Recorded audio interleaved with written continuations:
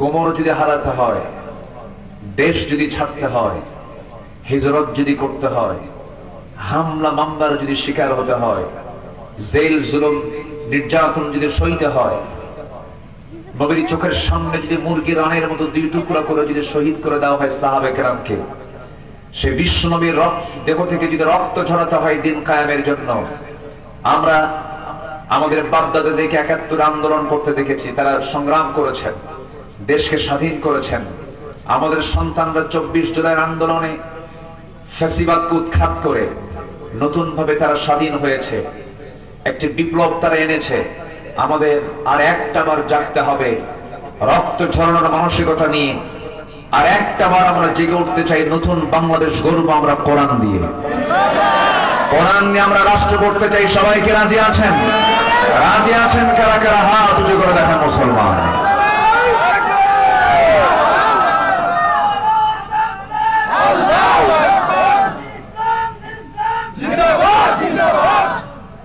আল্লাহ কবুল করুন, জোরে বলে আমিন। আরো জোরে আমিন, আরো জোরে আমিন।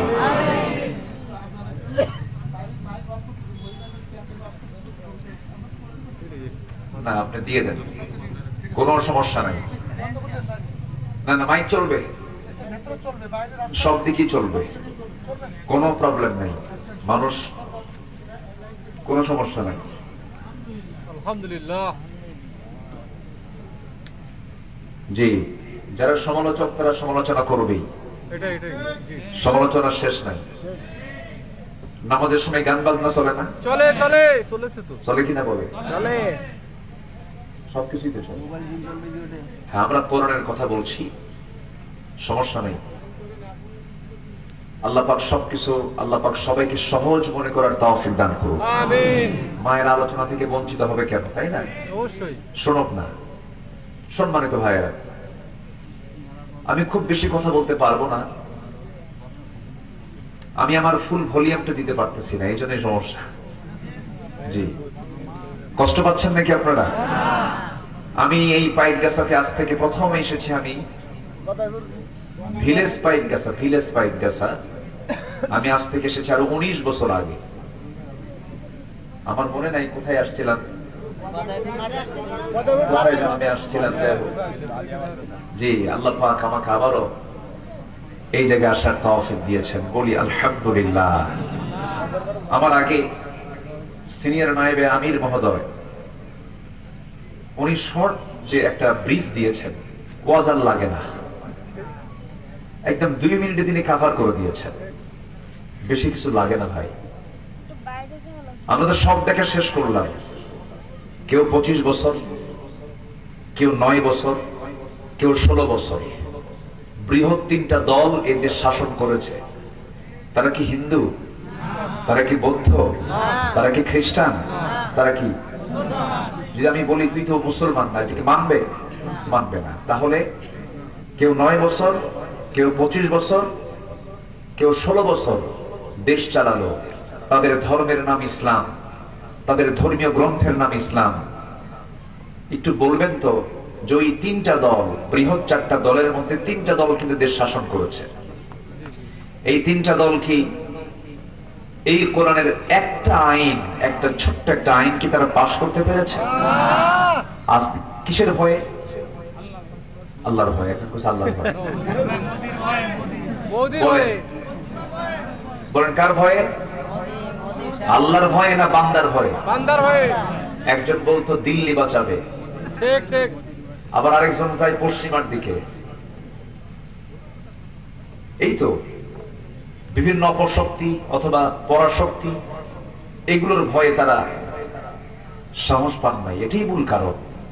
বোঝে না তা না, আমাদের চাইতে অনেক বুদ্ধিজীবী এমন আছে যারা ওই সমস্ত দল টল করে, ইসলাম কিন্তু তারা কোন অংশে কম বোঝে না, সব বোঝে।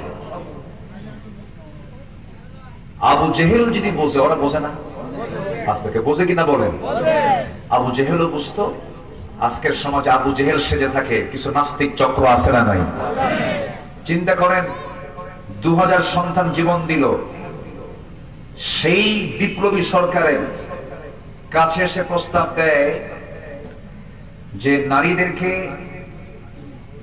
যারা যৌনকর্মী তাদেরকে শ্রমিকের অধিকার দেওয়া হোক। যৌন কর্ম একটা শ্রমিকের কাজ, শ্রম, এদেরকে মূল্যায়ন করা হোক। এবং তারা বলতেছে উন্মুক্ত গর্ভপাতের সুযোগ দেওয়া হোক। যে যুবকে আসুক না কেন জেনা করে যাবে, সন্তান গর্ভপাতের উন্মুক্ত আইন করা হোক। পুরুষের বিরুদ্ধে বলা হচ্ছে পুরুষের ক্ষমতা ভেঙ্গে করো সমতা। 1 লক্ষ যৌনকর্মী আমার দেশে, আমি হলফ করে বলতে পারি তাদের লাইফ স্টাইলকে আপনি গিয়ে দেখুন এবং তাদেরকে প্রশ্ন করুন। ম্যাক্সিমাম নারী তারা এই পথ বেছে নেয় নাই, তাদেরকে এই পথে আনতে বাধ্য করেছে দেশের কিছু অপশক্তিগুলো।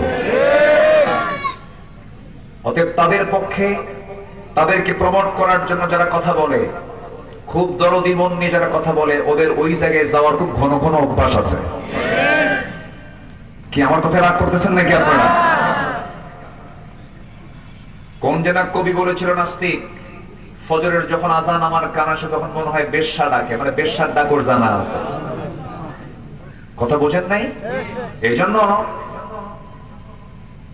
আমরা মাহফিলের এই প্ল্যাটফর্ম থেকে সুস্পষ্ট ভাষায় জানান দিতে চাই, ইসলাম বিরোধী কোন চক্রান্ত বাংলার জমিনে আমরা বাস্তবায়ন হতে দেব না।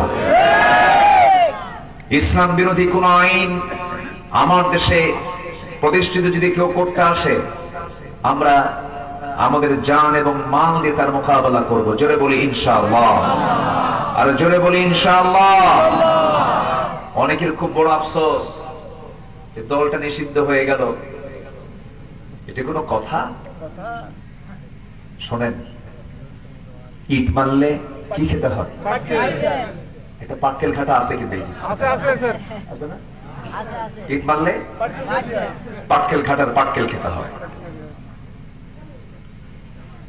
কি দরকার ছিল? তারা জামাত ইসলামীকে নিষিদ্ধ করে নাই, তারা ইসলামকে নিষিদ্ধ করেছিল। কি দরকার ছিল বলেন? অতএব নিষিদ্ধ এই পথ শুরু করেছে যারা, তারা তো নিষিদ্ধ হবেই। কি ঠিক আছে না? পথ দেখাবেন, পথ আপনি সেই পথে আপনি যাবেন না, এটা কেমন কথা? উনি আপনি পথ দেখিয়েছেন। যে মুক্তিযুদ্ধ ছিল তাদের পৈতৃক, মানে একটা সম্পত্তি।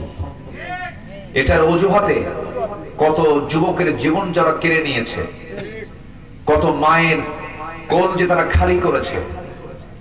সম্মানিত ভাইরা,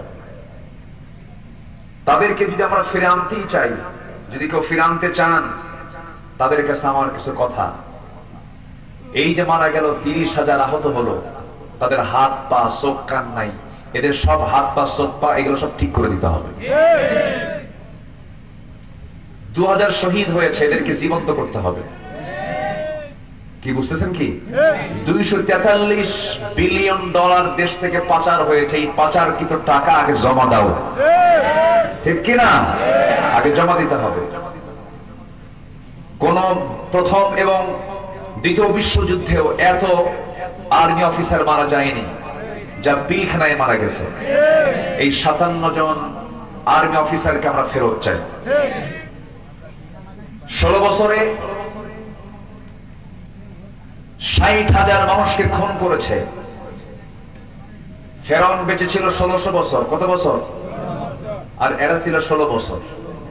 সংখ্যার যে মিল হলো কেমনে বুঝলাম না। সংখ্যার মিল হওয়ার কারণ আছে জানেন? ফেরাউনের যে খাসলত, এর কিছু তার মধ্যে ছিল।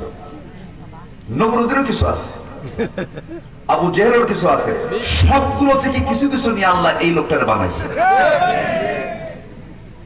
এত দুষ্ট, কাকে ধরে নাই?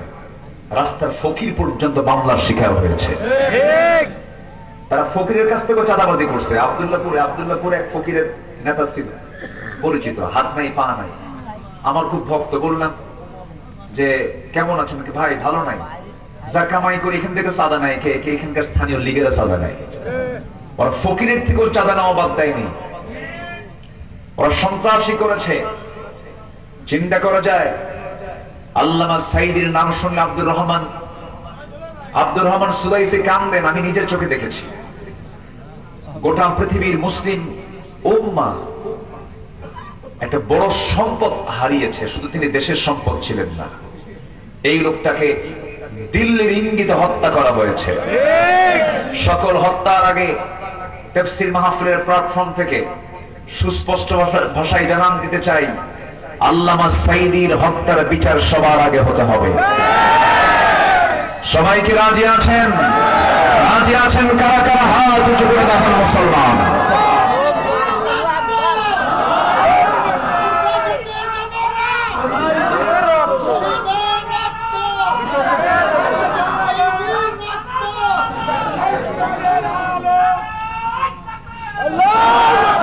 আল্লাহ কবুল করুন, জোরে বলে আমিন। তাহলে নবীর দেহ থেকে যদি রক্ত ঝরাতে হয় দিন কায়েমের জন্য, আমরা কি সেই সুন্নতকে মানবো না? জোরে বলি ইনশাআল্লাহ, আর জোরে বলি ইনশাআল্লাহ।